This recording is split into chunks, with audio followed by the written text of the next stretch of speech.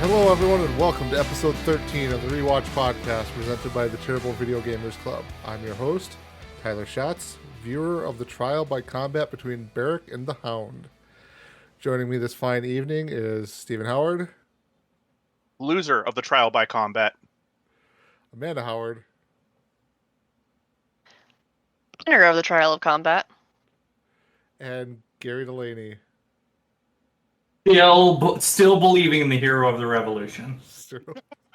All right, and unfortunately, Nick is out on assignment today. He will not be joining us for the podcast, so we will basically just jump right into Season 3, Episode 5, Kissed by Fire. The IMDb listing here says, Robb's army is falling apart. Jaime reveals the story to Brienne that he has never told anyone. Jon breaks his vows. The Hound is granted his freedom. The Lannisters hatch a new plan. So, I really had, I wrote down some notes on here, but I basically just had 3 points that I want to bring up and talk about. The rest of it, one of them is probably the biggest point of the whole episode, and I think we've been talking about this, alluding to this here. So, it's basically Robb's decision there he makes to kill Lord Karstock there. Oh my god, yes. So basically, I just have it written down. Rob's decision. Let's talk. Kill or keep alive here, basically. Because this is basically, you could point to other things that have happened before in Rob's conquest, basically, towards the south there. But this is probably the one defining moment that you would kind of put a pin and go, okay, everything from here on is basically changed. This changes everything pretty much for him. So to back it up a little bit here, just to kind of refresh everyone what we're talking about here, Robb makes the decision to kill Lord Rickard Karstark because he has gone in and on his own with some of his men. Basically, they busted into the prison to kill the 2 Lannister children that they had captured there in cold blood, pretty much. And Robb is very, very upset about this. And basically just decisions get made from here. So I'll just throw this out here. Steven, you look like you're rip-roaring, ready to talk about something here. Oh, I'm so angry. I'm so angry. Because you're right. Rickard Karstark goes into the cell, just murders the 2 little kids. And yeah, I get being really angry about that. I get that is a war crime, straight up a war crime, and he should probably be held accountable. But in this circumstance where you've already, and I think Rickard Karstark actually says it, you let your mom get away with something just as bad, but she happens to be your mommy, so that's not going to be as bad. She can still go to her father's funeral. She's basically under house arrest. She can see whatever she wants, lives a pretty comfortable life. Rickard, you're going to get your head chopped off. And just what is going? And I think maybe part of it is caused by the fact that Rickard straight up challenges Robb and says, "Oh, he'll let me go. He needs me. He's a little pansy, just like all the other blah blah blahs."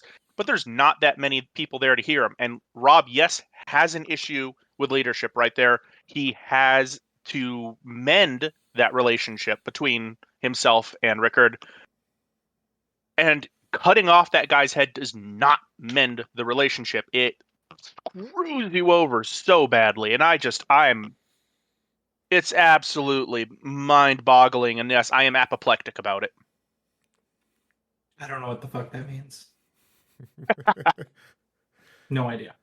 I don't know, I thought that Karstark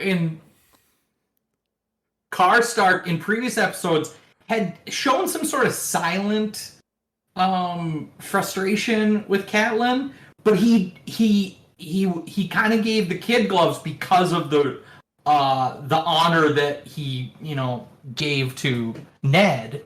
But obviously in this I thought maybe it's poor writing. I thought in this episode it was kind of sudden, kind of a 180, but also I was going to ask how it played in the books. And I also specifically wrote down what he said before he died because it was fucking cool. But someone who knows the books better, is this how it goes down in the books? Like, or is it much better? Like, Pretty sure it does. Tyler, do you remember? I'm drawing a blank here too. I almost think this is how it goes, but I can't remember either. Don't remember thinking it was different. Yeah. I did think, I don't know. It's kind of, I felt bad for Rob because like I don't think there was after this happened. What do? If you don't do something, it's only gonna disintegrate further. But if you do this, it's really bad too. I would have to say there was many decisions that should have stopped it from getting here. Fair. Yeah, I'll absolutely agree. Like there was no right answer for Rob to choose here, but kind of to go back to what Gary was talking about a little bit. This had been slowly escalating kind of throughout some of the earlier episodes. There was that scene where Karstark and Rob were having a conversation there on that hill, and the Karstark was basically just berating Rob like subtly there, like you're losing the war here. You're like losing kind of your purpose here for everything. And obviously too, like Rob made the decision to just imprison his mom and not really do anything further with her, even though she committed just as basically heinous of an act of releasing the one like valuable valuable Literally the prisoner that they had. Kingslayer. The Kingslayer, yeah. and he, even in his like dying moments, like as he's in chains, he still is trying to plead with like Rob that like the same blood runs through our veins. Like we are Northmen. Like this, like I did what I did, but I don't regret what I did, and you should at least respect me enough to understand that I did what I did, and like you don't have to agree with it, but you have to fucking accept it. Like I did it, and I make no regrets. But I think, yeah, I don't. Something make. I mean, this is a larger group. Did he think that Rob was just going to accept it? Oh, Or did he, I actually. or did he just poke the bear the way that it happened? He should have said, "Yeah, I'm sorry I didn't ask you, but I needed this." No, I actually think this goes back to showing the Northern men cultural tendencies, and what Rickards talks about a lot is vengeance. He wants retribution. He wants his pound of flesh. And in that Northern society, at least from what he's sounding like, I mean, obviously we don't know the cultural, whatevers of the Northern society in Westeros, but it sounds like that is something that is taken as a serious matter. And you can look around that in the rest of the world. There are a lot of blood feuds which are taken as very serious matters. And if you don't respect them, you are going to end up with major problems. And I think this is what Rob did. I think he just it blows my mind that he would do this. And maybe this is just poor writing or poor planning on. I'll be honest, poor planning on George Martin's fault, but Rob, as someone who grew up in the North, would understand that blood feud is a thing, that Rickard would want his pound of blood, and that you have to give it to him at some kind. Maybe just give him one of the two. It sounds horrible. Give him one of the two kids to kill. Oh my. I mean, what else are you gonna do? Let him wear the one guy's head on his horse for the rest of the battle. I don't know. It just clearly at this point between Jaime Lannister and then the two Lannister boys should notice that something is severely lacking with his prisoner security. I think like the guard that honor, they don't feel they're men of honor. I was gonna say the guard they had defending the cell, he got killed basically in the scuttle there too as they broke into the cell. Well, that's a man of Riverrun. That's not a man of the North. Oh, throwing shade over there, Gary. Whatever. I don't know. I think the last note I had was, I don't want it to save me. I want it to haunt you to the end of your days. Yes. And then, like, a second later, he's like, kill me and be cursed. It's badass. Like, oh. Yeah. Kill me and be cursed. You are no king of mine or something. Yeah. Like, there's some haunting words to hear. Yeah. I don't know. I think on a rewatch, I think it could have been it could have been portrayed better. I mean, I didn't like the way it was acted. I don't know. It needed to happen. That's where the story went, but it just wasn't. It was a real like high school musical fucking level of acting. No, you're right. Oh, I'm not even sure it's a level of acting, but I think you're right, and I think it was a high school musical level of writing. I think that in this one circumstance, I think George Martin's creativity let him down, and he was looking to create a conflict. He didn't let it happen organically, and I don't know what you're talking about. I didn't see anybody break out into song and dance. If only. Also, I think it's, and it might be different in the book. Like the way that it's shown on the show, like the last time we had this conflict was before Catelyn's dad died, and it was in like a 30-second scene, and it was a couple episodes ago, and that's, I think, what really made this a difficult thing for me to jump into was that it seemed like it was out of nowhere. I think a little scene before that, maybe to dip your toe and kind of warm you up into like this is the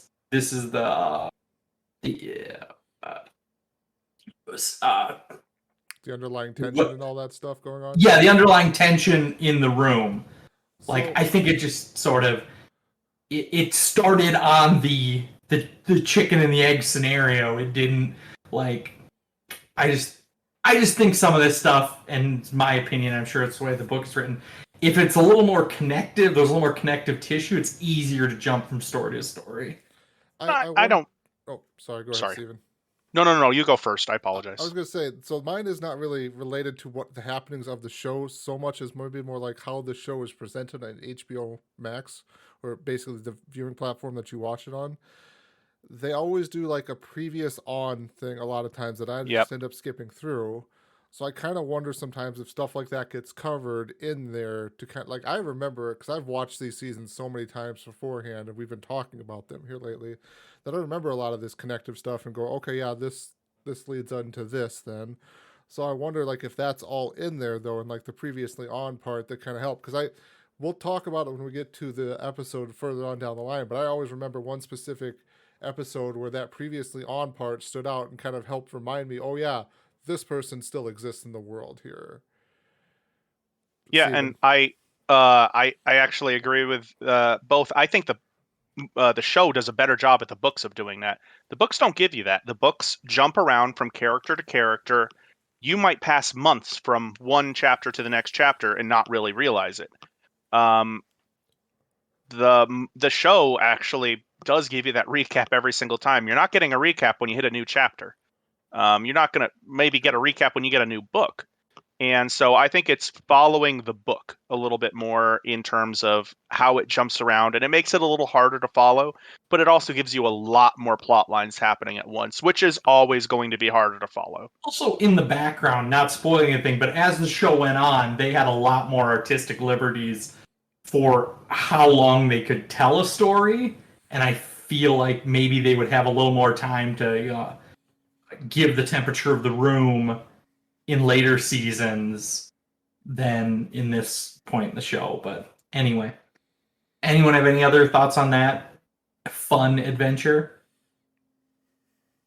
Mine was only bad. Steven said you gotta get your head in the game, and I said, well, Karstark got his head out of the game. I had a random note I know before this about the conversation with Arya and Gendry. Gendry? I'm fucking up names. Gendry. Gendry, got it. Where that conversation ended, and this is only, obviously entertaining on a rewatch, is the conversation ended with the line, "You won't be my family, you'll be my lady." And why is that weird? Why is that weird, Gary? I don't know why that'd be weird. I think for some foreshadowing, if you know that they maybe run into each other again, not spoiling, there's some things like that they run into each other again, and that conversation gets kind of connected on later. So I did not think about that until you pointed that out. Oh, Gary. no. They said that, and I immediately went, oh my God, and rolled my eyes. But yes, it's an interesting. Well, it's just an interesting dynamic to see, like, knowing how these characters interact in seasons 6, 7, 8, and then watching them in seasons 1, 2, or 3. I just think it's such a weird thing because there's such an age gap between them. Hey, I say in no the- spoilers. No spoilers. No. I'm just saying, for him to even say that at that point in time, there's such an age gap between them. Yes, sir. It's weird. It's weird. If But you in were, his mind- I don't know how, what is he, 20 or something like that? If you're that old and you're saying that to like a 13-year-old, there should be people watching you. You shouldn't be allowed at public pools. Well, also to And remember, they had like marriages between 12-year-olds. Yeah, and, I know. Day and It's- age, very different. This is my modern coming out right now. Steven also- chooses, out of all the things to be upset about, the This. age gap between the men and the women Standing for Game pat of on this Thrones. right There's now. nothing else wrong with the entire series. No. This is perfect. This is the only problem. Well, that and the fact that what's her name's still over monkeying around with her dragons. Daenerys. What's her name? Yeah. I think in the surface level of this, it's really just trying to drive home again that, like, she's a lady and he's just a lowborn Smith's apprentice. Like, he's a nobody. And that's that conversation's trying to tell you, is that as he's a nobody, like, being a member of the Brotherhood Without Banners is like a real opportunity that he can take this skill that he was never respected for and make a difference. And she was always still going to be a lady. Like, no one can take that, like, away from her. So I think that was the tone of the conversation. Anyway, that's I gotta agree with you there. I gotta agree with you. Like, that's a good point, especially for the modern viewer, because it's easy for us to be like, oh, they can overcome that. It's nothing. To be really dismissive of the fact of that gap, but that social gap is a huge, insurmountable one normally. I actually thought about, like, I don't remember what episode it was, way back when Jon Snow first joined the Night's Watch, about how the speech that the bear makes about, it does not matter where you came from. Well, actually, it does. Even there, where they do go by merit, they still were going to give you more preference if you kind of knew what you were doing already, which you would have gotten from the more the nobility took over the leadership positions. That is not an insurmountable social thing, and it's a good thing for us as the viewers to be reminded of, because to us, we're like, so what? She was noble. He's not. Big deal. It's a big deal. It's not a The Disney same- story. And the Yeah. same thing with Hot Pie, who, disappears, is that was he literally was going to be a member of the Night's Watch. Like, and he got a better opportunity to just be like a baker bitch in a little stable, like, or little inn. Like, that's like, oh my gosh, like, this is much better than being a member of the Night's Watch. Anyway, that's Fair. Well, and I to kind of roll this on a little bit as well. I mean, you say that happens to Hot Buy, but then what happens to Gendry? I mean, That's next episode, but yep. oh shoot, got him confused in my head. I apologize. All right. What was your next point? Well, we'll jump into my next point then. Sure. So the next point I have is the scene with Stannis Baratheon meeting his wife. Us as the viewers for the first time seeing his wife. I think more up closely. I think like she was in the scene where they were burning the 7 idols up on the beach. But yeah, we learned definitely there's some stuff wrong with his wife for sure. And I wanted to point out here too, like it starts off with Stannis has basically got this, like, so Melisandre, I believe, has left. She has gone on her vision quest to the actual mainland, and Stannis goes in to confess to his wife that he was unfaithful to her, and his wife is just totally accepting of it. Like, it seems like she has bought hook, line, and sinker into the Lord of the Light stuff there. Yes. So I just wanted to kind of throw that out there. Gary, you've got something there for us? Yeah, I definitely, like, as a rewatch, as your first introduction to her, she definitely drank the Kool-Aid of the Lord of Light. Like, Stannis was for this Lord of Light thing because some priest told him that he was the foreseen king, and he had great power and great blood, and like he was like, yeah, I know I'm a fucking badass. Now this lady tells me I'm a badass. Like, we should hang out with this person more. Whereas his wife just like, yeah, she seems like she's maybe been emotionally destroyed over the years after like having that many, like losing that many children. She's just emotionally destroyed, and she's looking for any beacon of hope to hitch her wagon to, and also just the crazy person who keeps dead bodies. I mean, I held back the inappropriate jokes, but that was just weird. No, and it's worth noting too that Stannis, the reason why Stannis went there was to apologize to his wife about sleeping with Melisandre and getting her pregnant. And he's like, I'm sorry, I've committed a sin and blah, blah, blah. I don't know if he says it exactly like that. A crime under gods or something. And she's like, oh no, I know, it's fine. She tells me everything. And that's just like, oh, this is really weird. She's broken. She's broken, and I think that you're right. It's the dead children always gonna haunt you. Probably living with Stannis, not the best for your mental stability. And then I honestly wonder when the Red Woman came into their lives, shall we say, if she was immediate comfort or if that also kind of broke her, like 3 strikes and you're out sort of thing. It's her daughter. That's kind of a stress. Like, and on a rewatch, speaking of her daughter, like, you can just feel the disdain that she has for her daughter. Yeah. Like, I kind of caught that on previous watches of the show, that like her daughter is kind of a second-class citizen, but it's really eye-opening on a rewatch to see that, like, from the first second, she only speaks about her daughter with shame and disdain. Like, she does not. Her daughter is in the same kind of vein as like Tyrion the Imp. Like, she is of noble blood, and if she was like a baker's child, they've been thrown into a fire, probably. Yeah, long ago. But like, yeah. Does it explain in the book, obviously things that aren't well documented, where their daughter lands in the list of whoopses? Like, is she the last thing, or like has there been some before and after? Like, oh, like if the miscarriages were before or after? Or both.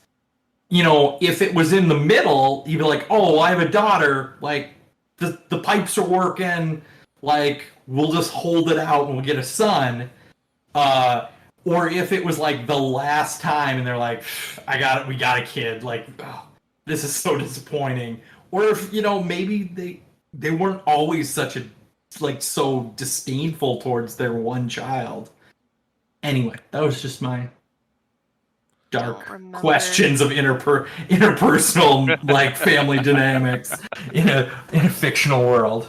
And then, of course, like, the daughter just seems like super sweet, wonderful child. Doesn't deserve that kind of mother. Yeah, I'll make a clarifying point too. It's the mother who's really got the disdain for the daughter. Stannis actually really loves his daughter. There, you can see. That's he goes in there. He's looking for his daughter. Yeah. Do you think he planned on maybe apologizing to his daughter, like, for cheating on his mom? And I don't know. I think he's looking for redemption in anywhere he can find it, whether it be his daughter. His wife doesn't want to give him redemption because she doesn't think he's done anything wrong. He's oh, sorry. I was gonna say, he's definitely without a compass right now. He got back. That's what happens when you throw him into his compass is an onion. And then he like clings to the Red Woman, and he like throws his hand like into prison, and he's like, I think he's just without a compass, and maybe he just assumes his daughter will help guide him remind him that he's not a shitty human being. Yeah, I maybe don't know. his daughter will be useful to getting him to the Iron Throne at some point. So really, both he and Rob are kind of lost right now in terms of their own compasses. Ah, that's the simile. You there. know, actually, you say that, and sorry, and it's almost all of the leaders are really kind of lost right now. The hero of a revolution is doing fine. Fair enough. The hero of the revolution's doing fine, Joffrey and the Joffrey's- Tyrells are doing fine. Tyrell's doing fine. Joffrey, I don't know if in these 2 episodes he's glanced at once. I don't know if he Are you kidding? has a speaking line. Did you see this? Did you see the ending of the second episode? Yes, but I don't think he has a speaking line in either of the episodes. Is that?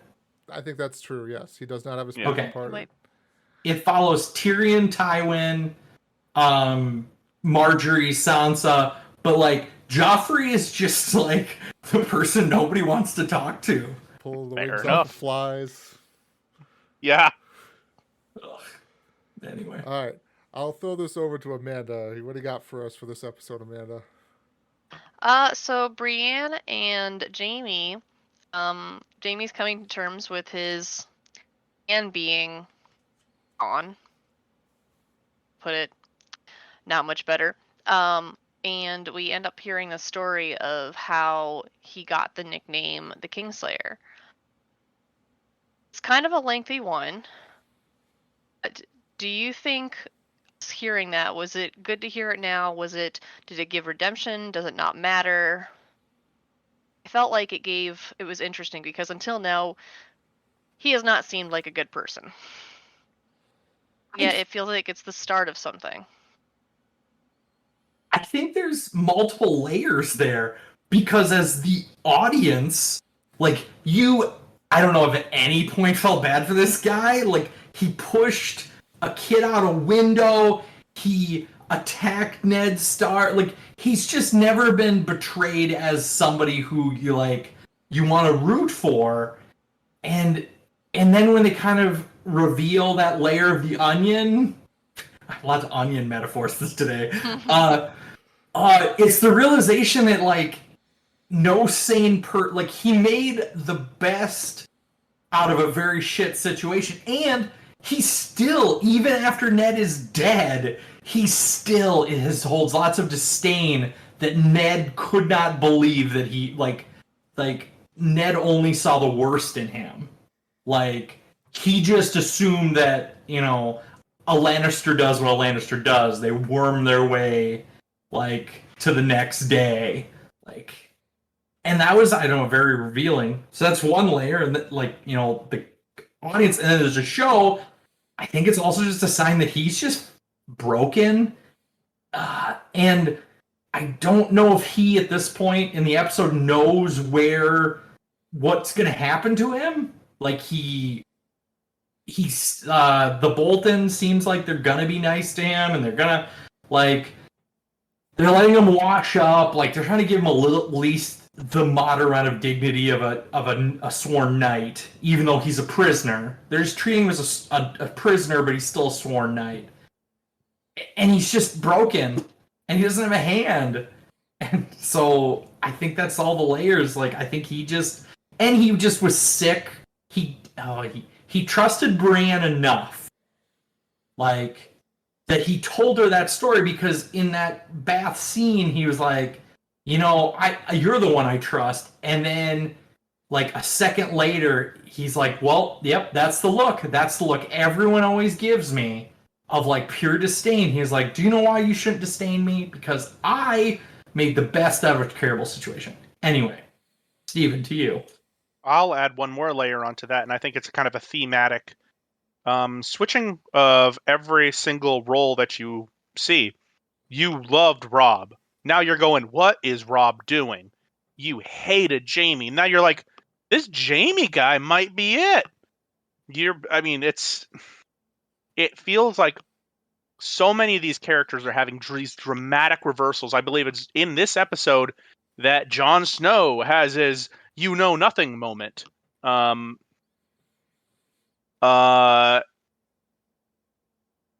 oh, sorry, just we got a different thing there. But every single character is having dramatic reversals at this point in time, at this juncture in this show, and this is really Jaime's. And I wonder if he really cares about anyone knowing this story. I think I wonder that he just thought that she might trust him in terms of believing him.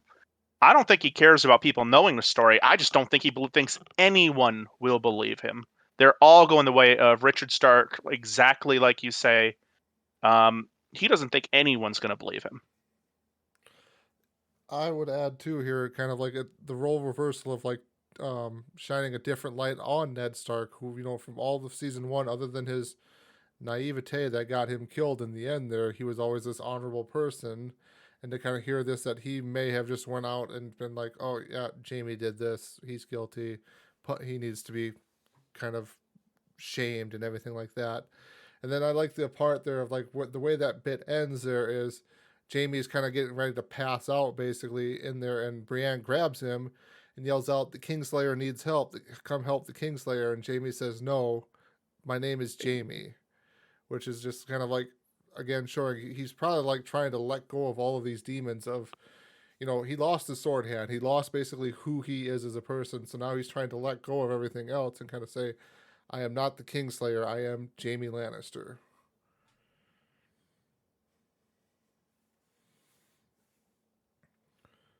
Yeah, I do think it's an interesting view of Ned Stark because we've viewed him as he's a good guy, he's honorable. Maybe he looks at the world as a little much too black and white, and when he does see something, maybe it's easier for him to see everyone as evil and bad rather than complications or the onion layers. He is a good metaphor. I just had a real fun metaphor that I just realized. Jaime was the hero of the revolution last time. Boom. Mic drop. Because Jaime thought he was on your side, and then he stabs you in the back. So, anyway. He only saved all of King's Landing from burning a horrible death of the wildfire. As I'm saying, he's a hero of the revolution. That's probably what the that other kid is going to turn out to be as well, almost certainly. Exactly who he's modeling his behavior after. Yeah. I do find it interesting to show that Jaime's got his own version of a moral compass. He doesn't necessarily do things because he gives a damn what anyone else will think or do. Sometimes he does have his own little idea of a compass and doing things. Definitely flawed. Agreed. Well, do you think he was always that way? That he didn't give a crap? Or like the fact that he got branded with this, in his like 20s or 30s, being the Kingslayer, and that's all they know him for. Like up to that point, he, was an up and coming like great swordsman, and then he, got the honor of becoming a King's Guard, which is a great honor, and then people just like slam the door on his honor by saying like, well, now you're the Kingslayer. So like, why? Like, I'm sure up to that point, he probably was like, oh, you think I'm beautiful? You think I'm a great swordsman? Oh my, I am. Oh my. Oh my. I will say, I think you are on the right track there. I think that he was. You don't try to save everyone at your own risk if you are not in some way, shape, or fashion at least slightly idealistic. And I think that he paid dearly for that decision, and I think after that he probably started going, it doesn't even matter. I'm gonna push kids out of towers. It don't matter. I'm the Kingslayer. He started becoming the demon that people thought he was. Or at least maybe not become the demon, but maybe so much just not care about the idealistic side. Just do what he wants. Determined his father was real successful at being dick, so why not just be a dick? All right. Anyway. Do you have anything else for us, Amanda? Oh, that was the big one for me. All right. You stole mine, too. So that was my number 3 there. Gary, what do you got for us? I have that, I suck at people's names. The Lord of Light gentleman was resurrected 6 times, and they go into detail. And I think it's in the next episode where they dwell on a little more. But it was like, I think supposed to be like, just a real like kick in the face of like, it's a real intense fight. That like, while the Hound's shield is on fire, like you hear everyone in the crowd say, "Judge him, judge him, judge him," and then he comes back and he like the gentleman's literally sword on fire. Who knows? Hot metal, not the strongest alloy. It just slices through it, and like he's still like broken on the ground, and Arya's trying to stab him, and then he stays up, and I was like, oh, this guy that I just like cut through is still alive. Like what the hell? Like, so, and also finding out he got revived 6 times, like just, and for the audience, it's like, what the hell? Like, because up to this point, I think you had the weird Melisandre demon baby ghost thing, and that was scary as hell, and you just think it's all evil, and then this guy just revives him, and you're just like, oh. Anyway, crazy cool magic stuff. I think that one of the other things... Oh, sorry. Nope, all you, Steven. I was going to say one of the other things is this might be the first time that we see a character who you think, oh my god, they're going to die. And they look like they die, and then they actually don't die. Everyone else, that's not a Game of Thrones thing. They look like they're going to die. They look like they did die. They did die. So the one point I wanted to kind of ask here, and there's not really much of a question we can answer just yet here, but be thinking about this, putting a pin in this. Was the Hound actually guilty then? Because he was basically in trial by combat for, I think there was like a slaughter at some village or something like that. I can't remember. And The Yeah. Butcher's boy. and killing the butcher's boy. So did the Hound actually do that? And again, that's not really something we can answer quite yet, because I think the Lord of Light stuff comes into play a little bit more down the road to kind of explain maybe what's going on. But Steven, if you wanted to take your crack at it there, it looked like you got... I think the Butcher Boy is living a good life down the stream. He doesn't even know this war is happening. He's living such a great time. Hot Pie is going to come join him. They're going to have a butchery and a bakery. It's going to be a great old time. The Hound was innocent of all measures. If the sword don't fit, you must have quit.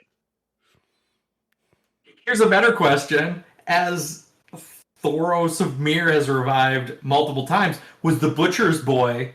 Was I the wrong person? Beric was the one who was revived. Derek Dondarrion. Okay. Was the Butcher's boy secretly like someone who would have ruined the revolution or changed the dynamic of the whole story? Because if the Butcher's boy didn't die, like Lady would still be alive, Lemuria would still be around, like then there would be 2 goddamn direwolves in King's Landing, and like when Ned goes into the throne room with a crap load of men behind him and like on a fucking stick and says, I don't think he's really a Baratheon. You know, 2 fucking direwolves can probably break through a whole fucking crew of people pretty goddamn quick. I don't think the direwolves were that big by then, Gary, so I don't know if that would have really helped. Well, just angry puppies. Just, like, Big angry puppies. yeah. Anyway, that's my, 10-cent theory, is that maybe the Butcher's boy was secretly the villain. Ooh. Yeah, the Ooh. villain of the entire series, it all boils down to the Butcher's boy. Ooh. I like this theory. This is a theory I can get behind. Like, that's when the show goes that's when think about all the wheels get set in motion. The butcher's boy.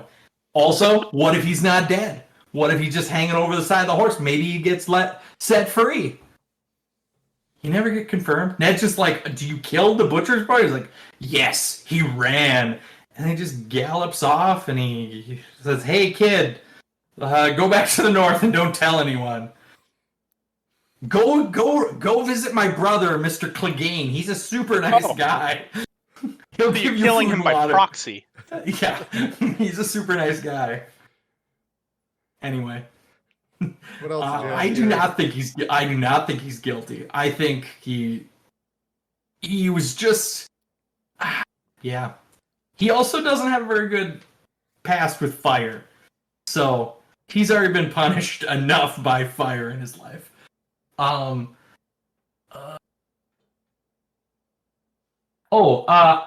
had some notes about in the Daenerys storyline. The two gentlemen. Sir Barristan Selmy and Jorah. We're talking about the previous battles and how and I think it's supposed to, start trying to explain that these two really do respect one another, but they don't trust one another. And it's interesting. Also, the introduction of Grey Worm, which I think is a real I don't know, kind of a lightning rod moment that this guy definitely drank the Kool-Aid, he's definitely 100% in with this Daenerys lady, because before he was just, a slave taken from his family, turned into a lethal murderer, and then now he's free, and now he can be a lethal murderer of his own right. So, am I incorrect? He is no longer a killer for hire, trained, now a contract trained killer assassin with a contract. With a contract, just a trained killer, just following a pretty lady. I mean, you get, a million dudes who just don't have anything else to live for. They'll just follow the pretty lady. That's really sexist. I take that back. Anyway, I don't think I've ever heard Gary take back a line like that. I think the line that I normally jump over, I think I jumped over an invisible line that I didn't even know was there. You called the hero of the revolution, but in this case, you decided there was a line. I just determined there was a little sexist. I can live with standing behind a murderer and a torturer.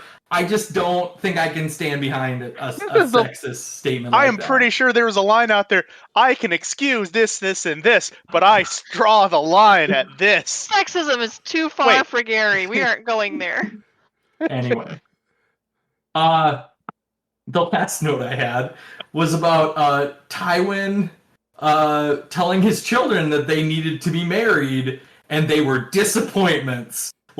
All in one conversation, hey, this is what our family needs of you, because we can't have the Tyrells having Sansa Stark, we need to bring her into the fold, and also I need to, take the other Tyrell out of the picture, so now he can be kind of extinguished from close range, and that he even when they detest, they are a disappointment. One of them is a a filthy whoremonger, and the other one has some accusations that at that point in private he fully acknowledges that those accusations exist. You just need to squash them. And the further she is from King's Landing and from Castle Casterly Rock, the less those accusations can hurt the family name. All right, so I want to start off by saying, is this not a normal conversation for you guys either? You just don't get told that you have to get married and that you're disappointments to your parents? Because I I mean, mean, is this? being a dis- It's not a being a thing. dis- Okay, well, I'll being a continue there. disappointment's It's really not. par for It's the course definitely for not me. something for me either. I don't know what Steven, you're are talking you about. saying that you were told this? 2 for 2. Anyways. I'm 2 for 2. I have been told that that when I moved in with my wife, I needed to shit or get off the pot by my father. Like, moving in with a gal is not acceptable. The relationship needs to go somewhere. So I have been told that I need to get married. And I have been told I'm a disappointment. So I think I'm 2 for 2 on this one. All right. I was really meaning that as a self-deprecating joke, but thank you for taking that, Gary. Winning. But Winning. what I was gonna say is this also really hammers in the idea that up to now, really, there's a lot of people, both Tyrion and Cersei, think they can have love, and that they can marry for love, and they can be with someone else for love. And that's not the case in everyday society in the Westeros. You get married to a person to advance your family's interests, or to get money, whatever it happens to be. And they're not used to that. They are, to be 100% honest, really kind of spoiled, both of them. It's insane that when it comes down to it and they go, well, we are going to marry you off to better the interests of House Lannister, they're like, oh, not me. What did you just do to your son? What did you just do to your, like, everyone around you that's happening? But no, not me. It's so weird that's their come to Jesus moment. Tyrion just assumes that he's gonna get to move back to the back, because Tyrion in a previous episode wanted to go to the forefront of the family and be the Lord of Casterly Rock, and then he got told, like, you're much fucking below that. So he just assumed he accepted he had to fade into the background, and now he was told that he needed to marry someone probably half his age, for some land, like, and so he genuinely in every interaction has shown sympathy for Sansa. Going back to the first introduction between the two, while Joffrey is sitting there, he says, I'm sorry to hear about your father. And Joffrey's like, what the fuck? Like, he's a traitor. And it's like, well, it's still, like, that's still her dad. So, Tyrion is in general nice and kind to her, and he just thinks this is one step too far. Like Tyrion was completely fine. Like, he thinks that Sansa deserves to marry a Tyrell because she's had a pretty shit go of life last couple years. So, yeah, I think he just thought it was cruel. And Cersei just thought, like, she says, swords, not again. I ready to marry one dude. Like, can't I just be done and go back to Casterly Rock and just be an angry old woman? Or she still thinks she's going to be able to continue pulling the strings in a different manner around. Like, she thinks that's her value, is being a manipulator around King's Landing, but that's not where Tywin sees her value. Tywin just sees her value as a broodmaid. Yeah. Well, I mean, was it like this mare, episode broodmare. or broodmare? But like 2 episodes ago or 3 episodes ago, Tywin straight up tells her, "You're not half as smart as you think you are," and she thinks she is clever. She is the sharpest point. So I think you're right. That's she sees herself as pulling the strings behind this. She's the only one that can keep it all together. And Tywin's like, you're useless here. You're worse than useless. You're making a mess of things.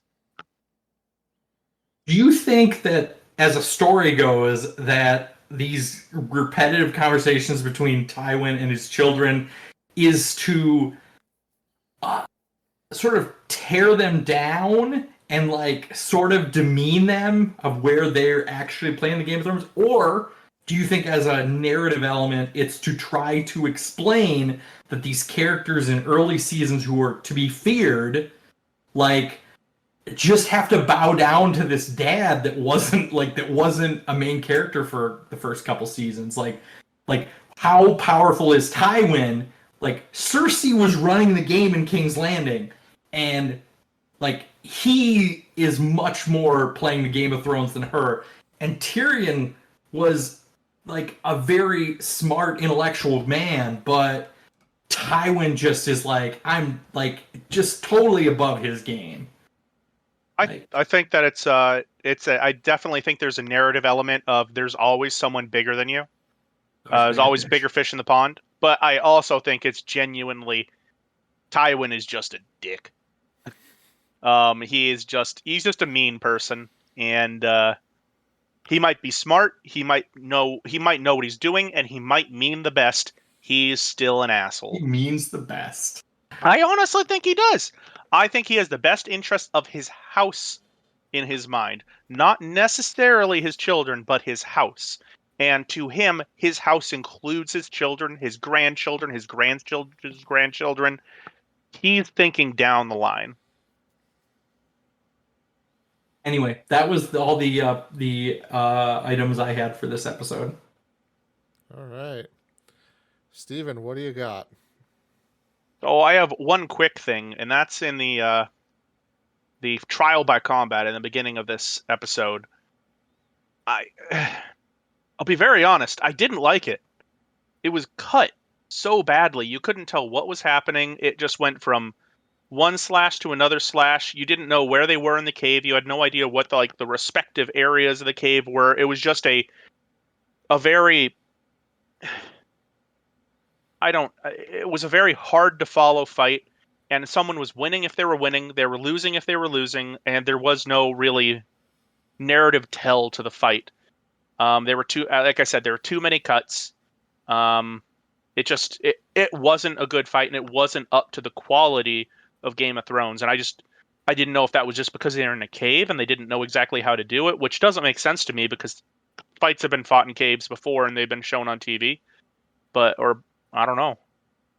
I guess I didn't even thought about that. It was really not inspiring fight choreography, but I guess, is there other places in Game of Thrones where you feel like there is great fight choreography? I know that there's, not spoiling anything, trying not to, there's a fight with the Viper later seasons, and that's very much a narrative fight, but I would question on the larger scale, does Game of Thrones have like good fight choreography?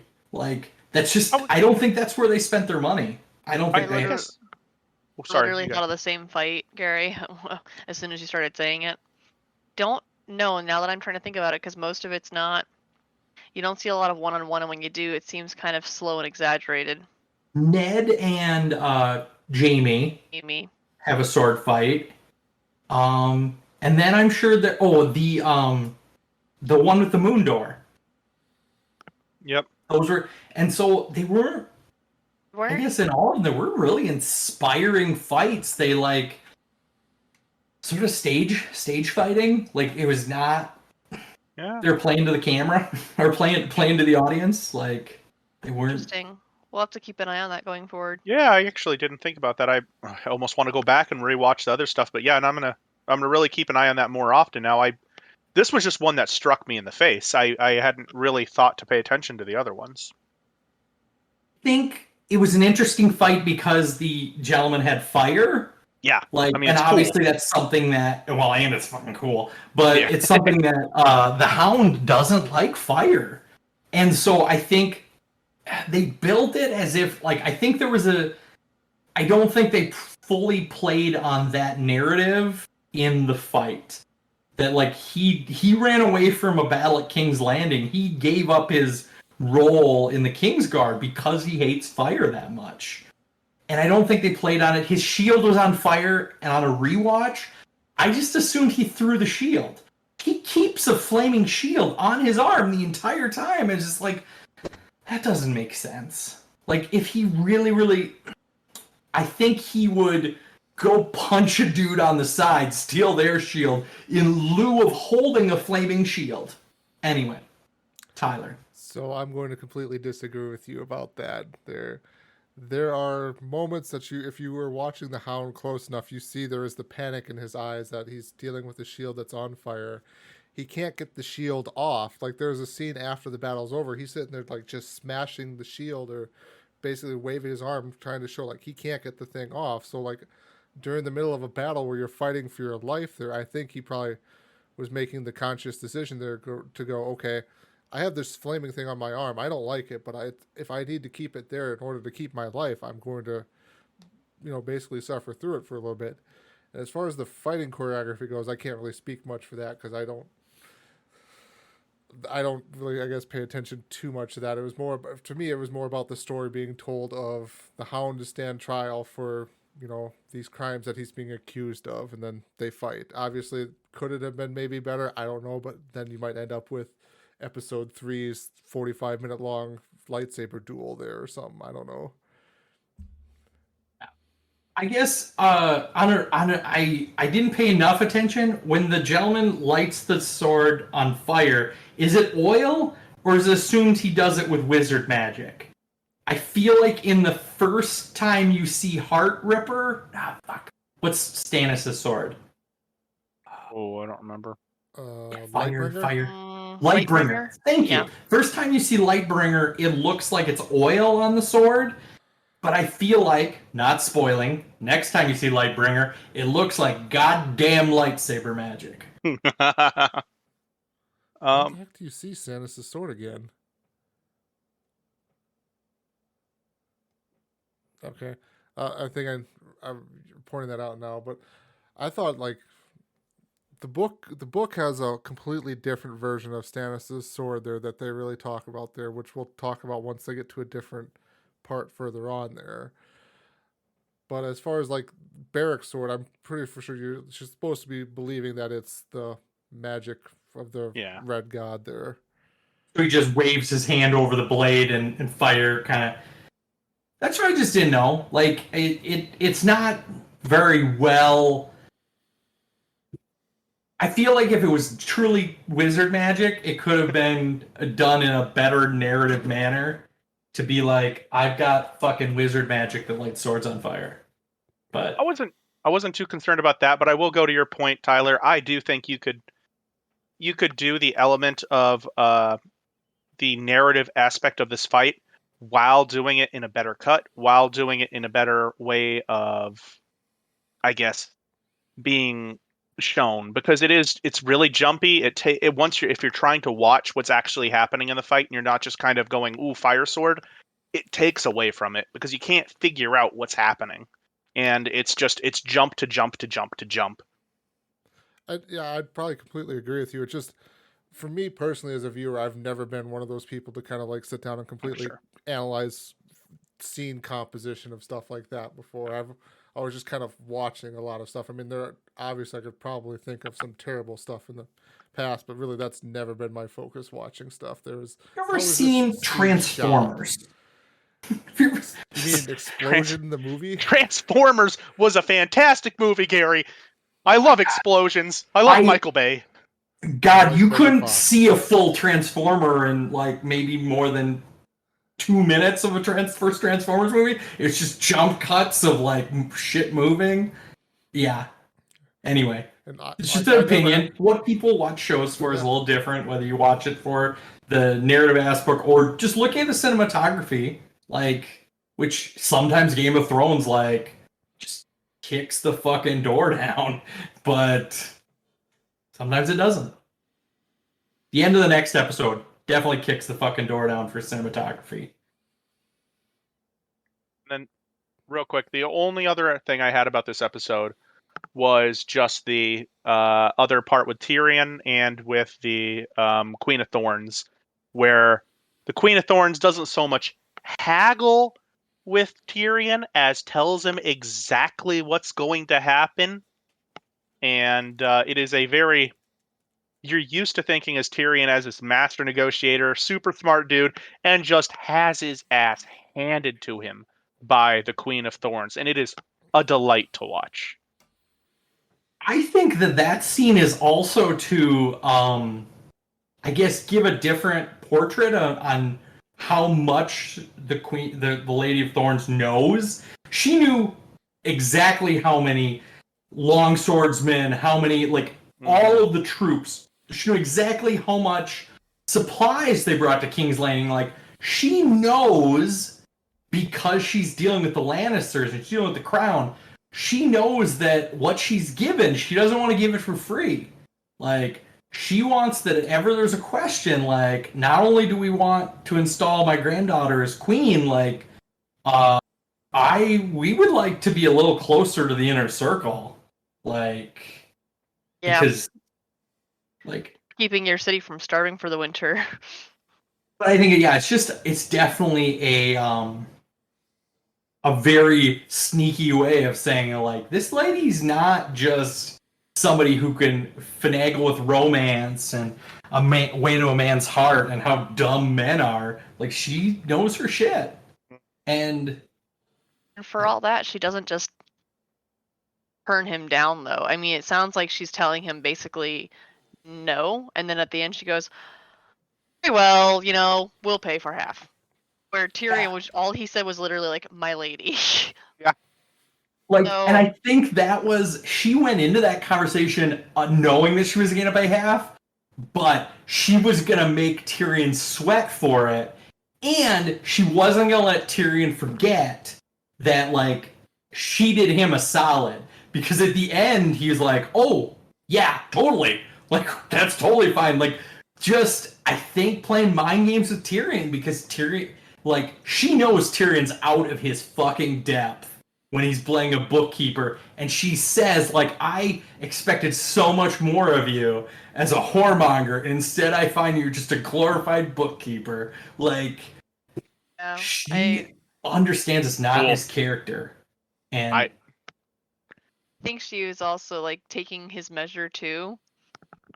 And not necessarily, I mean, she said, "Imagine my disappointment when I find a browbeaten bookkeeper," but like, also, like, she's taking his measure. She's seeing what kind of person she's dealing with. It's a much different conversation than she had with Tywin before that. I wonder if it's something about taking the measure of Tywin, because I don't know if up to that point you get a lot of her interactions with Cersei. She hasn't technically been introduced to Jaime, but it's sort of to take, because I'm sure in, like, as with previous scenes, you realize that these are the leaders of two great houses, and so she needs to size up what the Lannisters are bringing to, like, the party, because even though Tyrion is just a glorified bookkeeper, like, that's still onus or power in the camp of the Lannisters. So, like, she's just sizing them up. Anyway, good. I go back to fucking my original conversation. point. The Queen of Thorns is freaking awesome. Yes. Definitely well written, definitely well acted. Like, that lady is dynamite. Like, so, anybody got anything else for this episode? We can move over. Are we in the next episode? No, We not are yet. now going to be transitioning to the next episode, Gary. It's the climb. Yes, as Steven It's Gary. so eloquently sang there. Episode 6, The Climb. Jon and the wildlings scale the wall. The Brotherhood sells Gendry to Melisandre. Robb does what he can to win back the Freys. Tyrion tells Sansa about their engagement. So I didn't really take too many notes on this episode. It was just kind of like a lot of stuff was just kind of happening, but didn't feel like too much major stuff. So I got one part starred here, and then I'll go to my actual question here. The one part starred here is about the prophecy that Melisandre read to Arya there about how she sees a bunch of eyes within her that she will close forever. One set of brown, one set of blue, and then one set of green. We're not going to talk about this now here,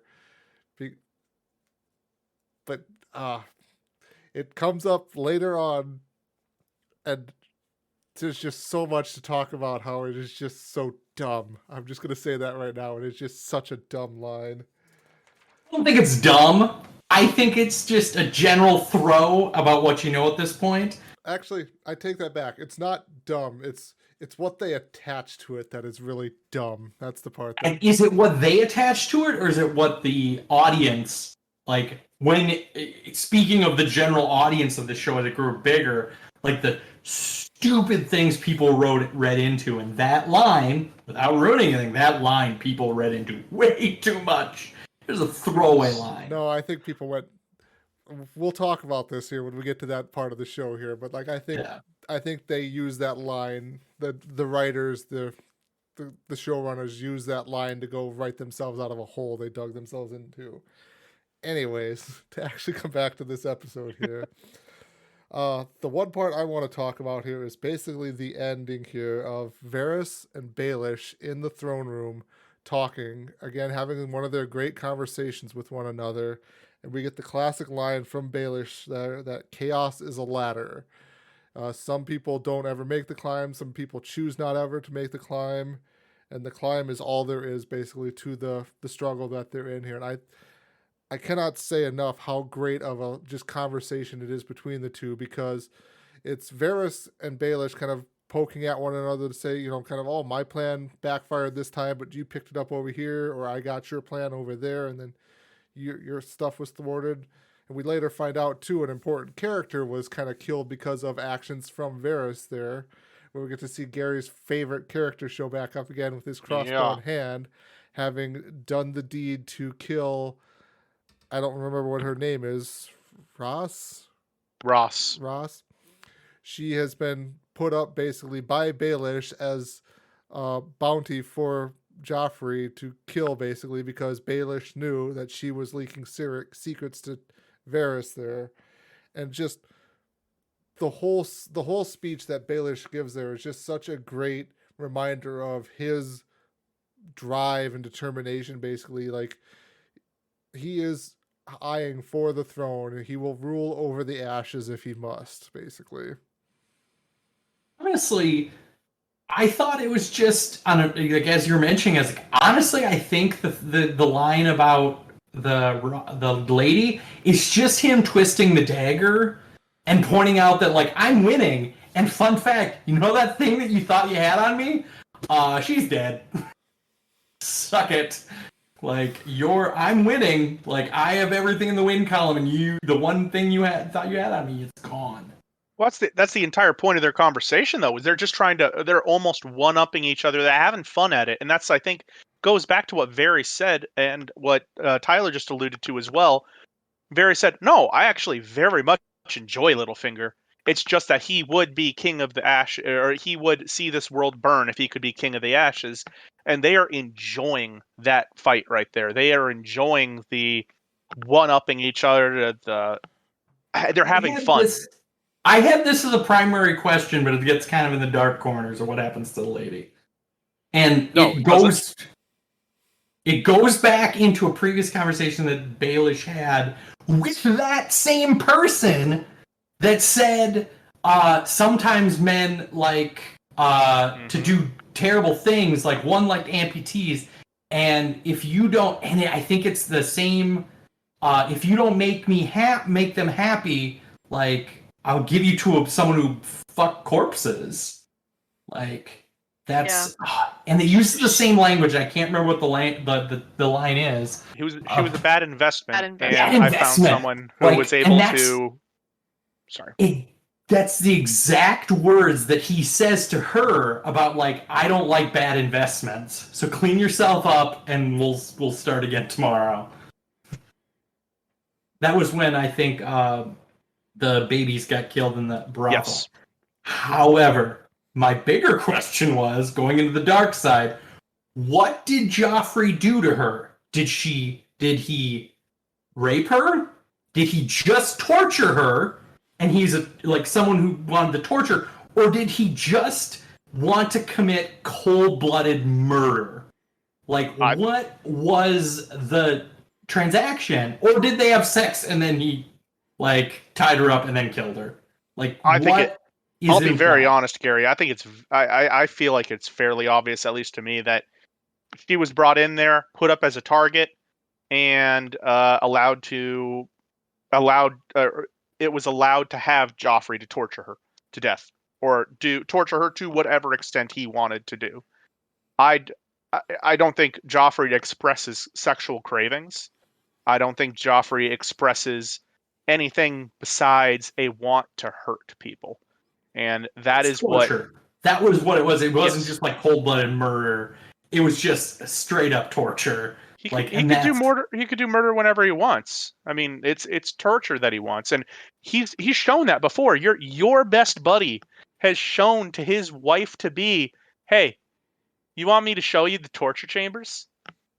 Like, I think it's something about it that it has to be done in private because they want to destroy the illusion that he's anything like the Mad King, that he would like torture someone in the throne room in front of everyone as like a sign of his power. Like that's how he does torture, is he does it in private versus doing his public execution. Anyway, Tyler disagrees with me and he has a point, I guess. I would say he just wants torture. He enjoys the suffering of other people, and if you pay somewhat attention to the pan up of basically her body basically hanging there on the bedroom, you see there are multiple arrows basically in her. So he took his time with basically, we're assuming he probably took time there because I don't think, I mean, he can reload his crossbow somewhat quickly there, but still he shot multiple arrows into her there. So he obviously was enjoying himself there enough. And again, I agree with Steven. It wasn't sexual in nature at all. He is just, torture is what he enjoys. Okay, that was my general question, is like it, and obviously you guys answered it, like you didn't think it was sexual at all. It was just torture. Like, okay. Yeah, you can go on to your next point. Sorry, that was just my curiosity on that. I'll throw it over to Steven here for some of his questionings for this episode. I guess the big thing for me there were two big points for me in this episode. One of them, I know that you'll get to it, and I know that you have a lot more probably like for it than I do, so I will not bring up this point. The other one is the Robb strikes a new agreement with the phrase, and he is sitting over a table, and he goes, "I have a brilliant idea. I'm going to ally with the people who I betrayed." Ho ho! And there are two really kind of inbredish looking negotiators, obviously sons of Walder Frey, that come to negotiate. And they end up basically selling Edmure's hand in marriage to another daughter of Walder Frey for Walder Frey's troops. And one of the things that is hammered out during that discussion as well is that wedding will take place quickly. It's going to happen fast, and because Walder Frey doesn't want to have another situation like Robb did and run off on him. And I think something notable is that you don't actually see Walder Frey in these negotiations. It's only his two sons, two bastards, I don't know what they are. But Walder Frey left the walls. He might die. Like, he's pointed out to be very frailly. Also, like, the amount of people, speaking of like playing the Game of Thrones, like the number of children he has who would gladly plot to kill him on the road would be numerous. Sure, but it is mentioned during those negotiations that Walder Frey is not there. And I think the negotiators even say at one point, well, how long can the old man, basically hang on? Something to that extent. But it's a big thing. It is he lost all of the Karstarks because Robb's become an idiot. And this is his big move to get back a massive military, is to ally with the Freys. And I guess I find it weird to try to ally with someone who you've already betrayed, and maybe potentially dumb, who knows. I also find it weird that he has apparently a military that can replace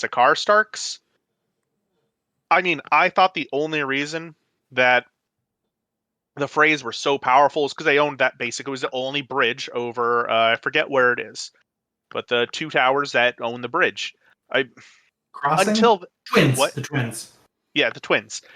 But there's no really indication that he has this major military he can send out that's going to replace the entire Karstark military, but apparently he does. Yeah, and this is all formed by Rob's great master plan that he's going to go take on Casterly Rock there, since pretty much that should be the seat of that's the seat of power of the Lannisters that should now be somewhat empty with everyone in King's Landing there. But obviously, yeah, too, like, yeah, I've got the brilliant idea of I'm going to go replace my loyal army with the army of the Lord who I shunned, basically, when I followed my heart instead of following my honor and oath there. Brilliant idea.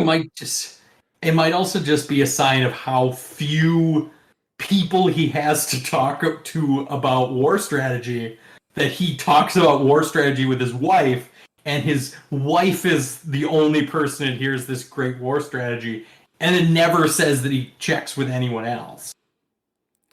I kind of wonder if this decision's going to color the wedding of Edmure when that happens. I don't know. I don't know what you're talking about there. It's going to be a pretty... Anyway. I think it'll be an uneventful wedding. Anyway. It's but you're right, and his major, because he has two strategies that he has to think about there. One of them, withdraw to the north or move on Casterly Rock. And I gotta be very honest, I don't know what he gets by taking Casterly Rock. Sure, he pisses off the Lannisters, but the Lannisters are now allied with the Tyrells. He takes Casterly Rock. He's trapped behind lines, basically, with his army. What? He's playing nuisance, yeah, sure, I guess, but to what end? You know what he's doing? He's doing exactly what what's his name did to Iron Islands dude. I forget his name. Theon? Theon. Greyjoy? What Theon did to Winterfell. Yeah. Not a great plan. No. I honestly think he should probably have just moved back to the north. I mean, at this point, call it a campaigning season. Let them come at you. I don't understand, and I think I mentioned this when we first started talking as well.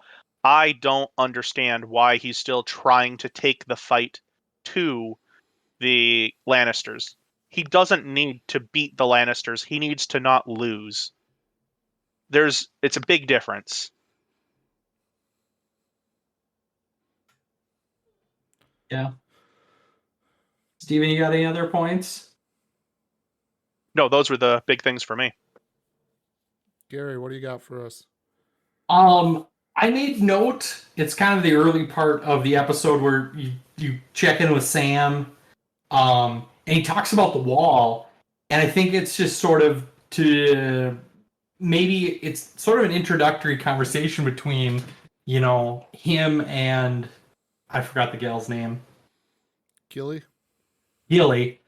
about how that they're at a very different class or intellectual level, because he's talking about the wall and how it weeps and how it's 400 feet tall, and she's like, I don't believe you, like that seems like you're you're making this up, but she knew how to make a fire and he didn't, and sort of revealing that he has never probably built his own fire before in his life because he had servants. And yeah, he talks about the wall, and I think you could just see the look that her eyes just glaze over, and she's like, I want to be warm. And he's talking about like, oh, when we get there, like this person sings and there's a fire, and I'm just like, these people have very different priorities. Anyway, Steven? Oh, you're right. It's a very, she's very practical smart or street smart. He's very book smart. It's very different types of intelligences, but I think it does a good job to kind of show that he's not. We were used to thinking of him as a super genius, and in some ways he is. In other ways, he's just a bumbling fool, and she, in fact, is much more intelligent than he is, and I think it does a good job of portraying that. Hi.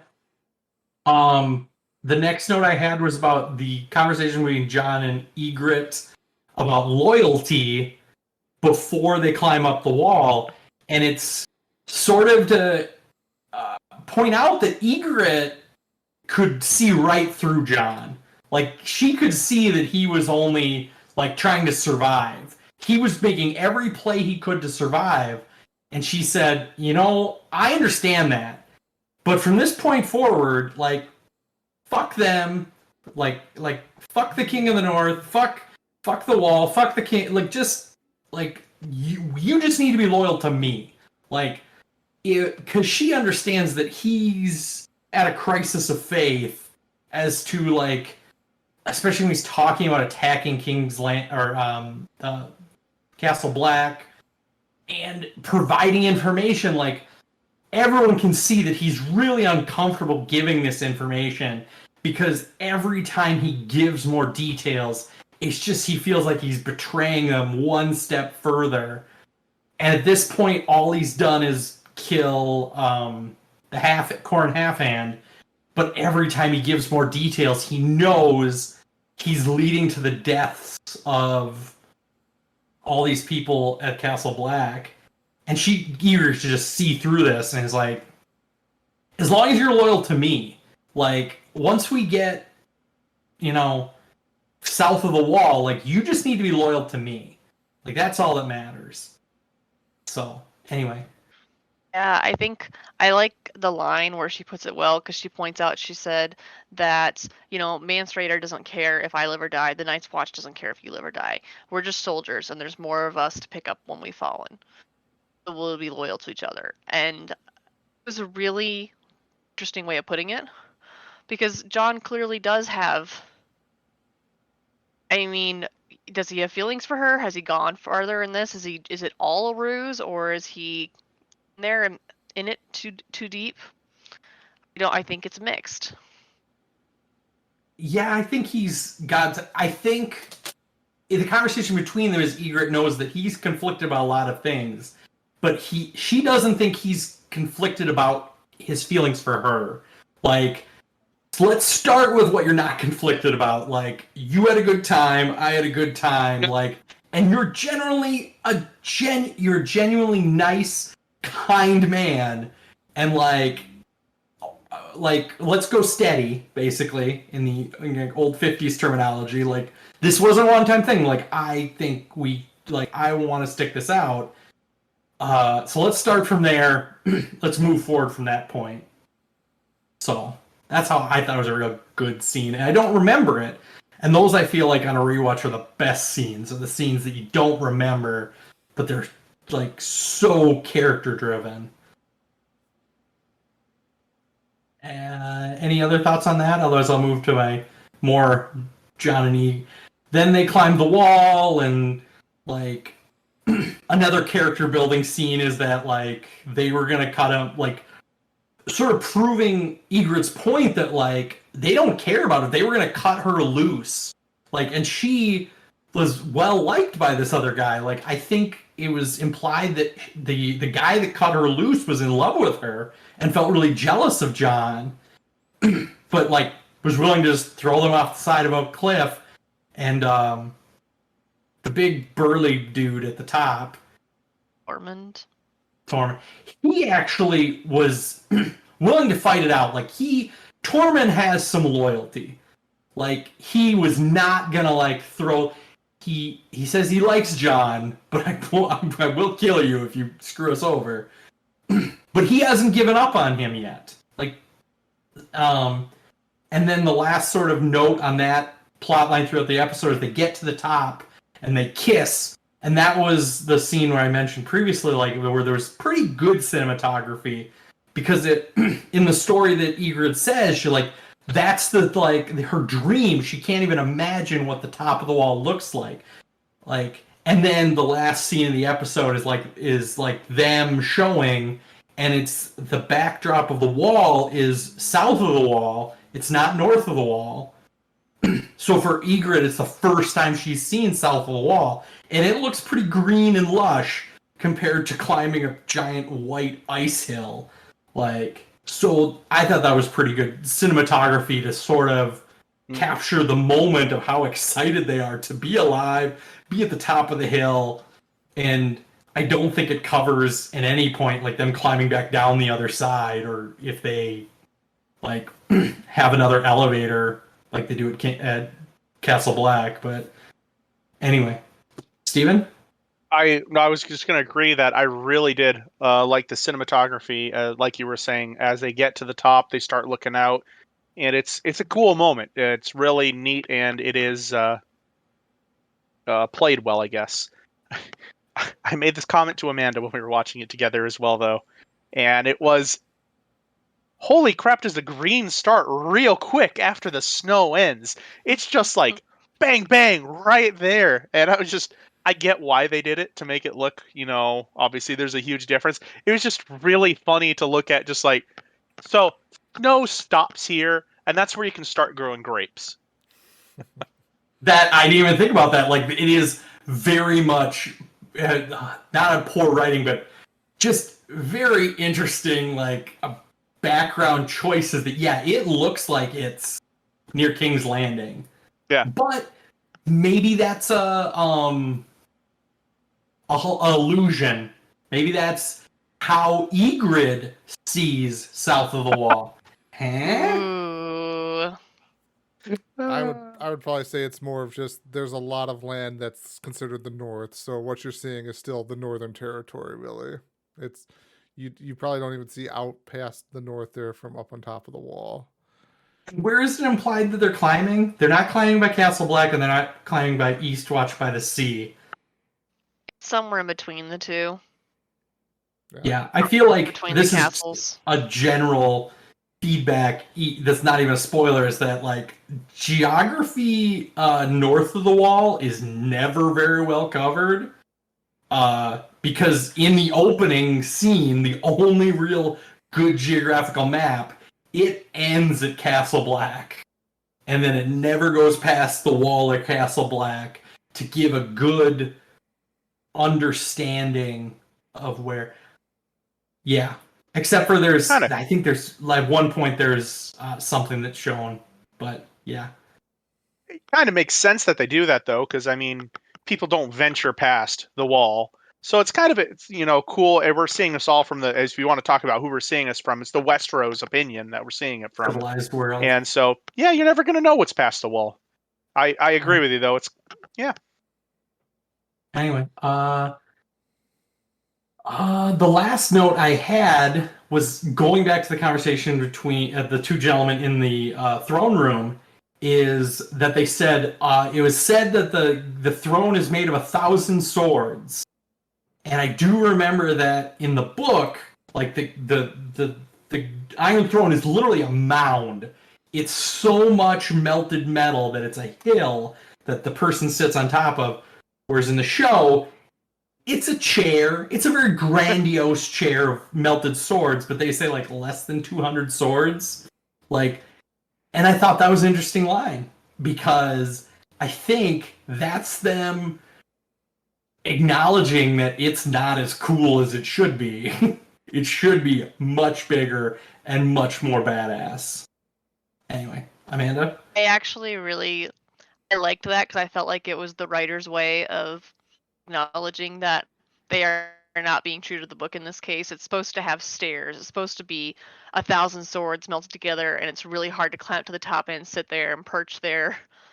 And that is not what the one in the show looks like, even though the one in the show looks pretty cool. Yet I thought they were really clever to take that into a way that they can make it into a conversation between these two characters. And that, I guess, as I talked about previously about warming up into a conversation, that was a good warm up into a conversation, is like talking about the Iron Throne.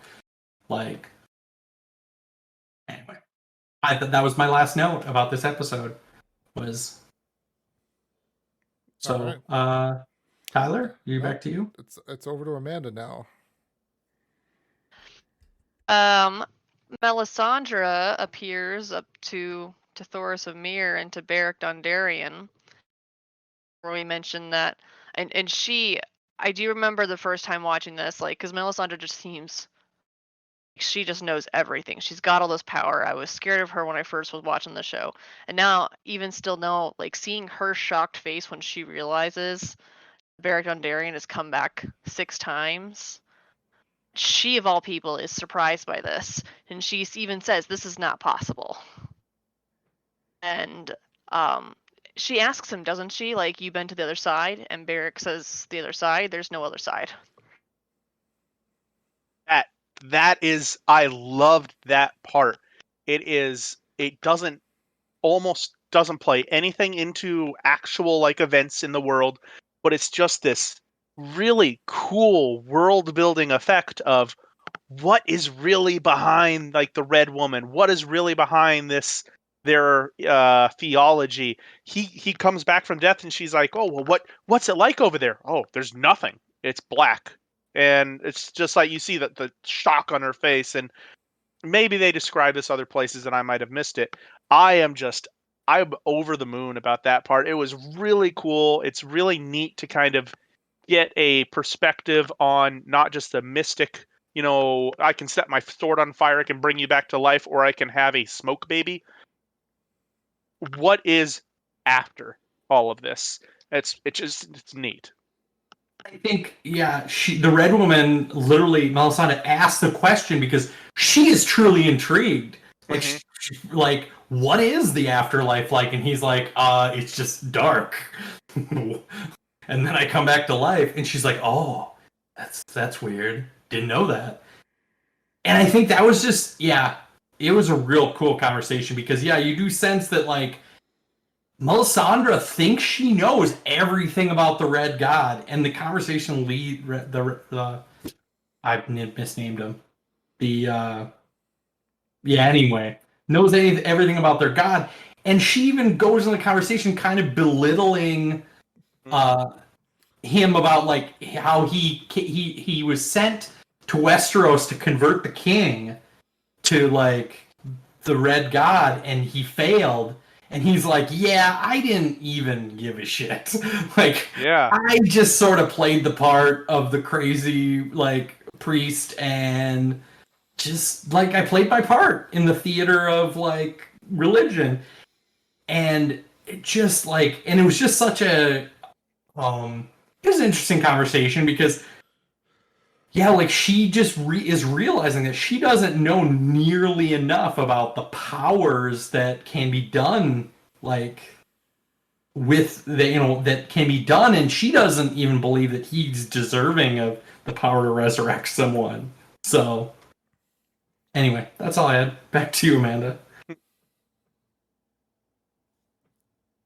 The other note I had was about conversation between Tyrion and Cersei after Tywin's handed down the decision about you're each going to marry, this is what's going to happen. This tone does not brook any conversation. This is what's happening. You're my kids. You're going to do it. Like, that is he has this power. Tyrion and Cersei are so often at odds, and yet they're sitting here both in their own mutual misery. And Tyrion even says it's hard to know who's getting the worst part of this arrangement.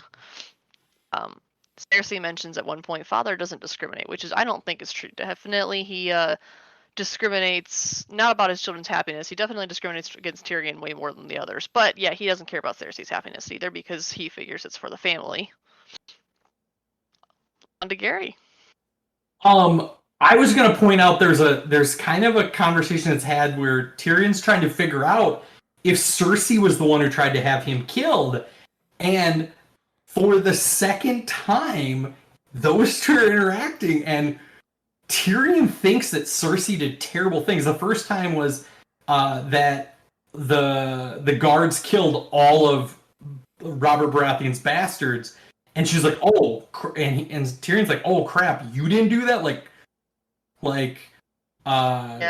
He did that? And then the second time was like, oh crap, like, I just assumed you wanted to kill me. Apparently Joffrey wants to kill me that bad. So, should I still be worried? And she's like, yes, you should be. And that's where it just leaves it. It's like, okay. I like the point that she makes there as well he makes there as well. Like, Joffrey's stupid. He could have had me poisoned. He could have done this. He could have done that. No, he chooses one of the king's guard in full front of a whole bunch of people to come at me. Your son is an idiot. You gotta, like, what are we gonna do about this? And she's like, I don't know. Man, I don't know. Yeah, He doesn't deny it. he acknowledges that he's happy to be alive, but he's also just sort of, as a gamesmanship, he's disappointed that like Joffrey couldn't do better. Like, try harder. Like, there's so many better ways to do this. And anyway, that's what I read it. Is like, he's happy he's alive, but he's just disappointed that like Joffrey is not gonna win it if he tries again, like on this somebody else, because he just doesn't have game. Oh, I almost read it. I read it slightly differently. I read it as he's not so much afraid for himself, or he's not upset that Joffrey doesn't have game. He's kind of afraid for the future of this country, quote unquote, or the family. If this kid who's leading him is such a dunce, like what is going to happen to the family if your kid, the leader of this family's for the generations, can't do the simplest thing like poison his gimpy uncle? Yeah. All right. Do you have anything else, Amanda? One last little note. Arya, everywhere she goes, seems to find somebody who gives her some real good random advice about some kind of fighting, I swear. She had her sword master, she had Jaqen. Now she's got this guy with, I don't remember his name, the guy that shoots the arrows. Archer. Archer, yes. And he's telling her, like, yeah, you're good, but you're not as good as you think you are. Like, you took your sweet time. Just shoot. You need to know where to aim. You're taking your time. You're not going to win. Fascinating how she always seems to find someone who can teach her the next little interesting skill everywhere she goes. Or even kind of just remind her, too, that she doesn't know everything like she thinks she does a little bit. Mm-hmm. That's true. Been coming from a background where she would not have been trained in that as a girl, but however, she definitely had access to some of the knowledge as they were brothers. Mm-hmm. Sorry. Excuse me. That's my fault. All right. So, anything else from anyone here? Do you have one thing, Gary? I have one more thing. I realized that we never talked about the hero of the revolution. That was going to be my final point here. Yep. The hero of the revolution. Who, at this point, I can still call the hero of a revolution because we know he's not a Umber. He's not a Car Stark. So we don't know who he is. They know that they've confirmed that they're in the north, or he's a liar. And the scene ends with him like, you're either going to guess right or you're going to beg me to cut off your finger. And Theon did. He begged, just cut off my finger already. And that is crazy. We may not know his name, Gary, but I think we know a decent amount about him already.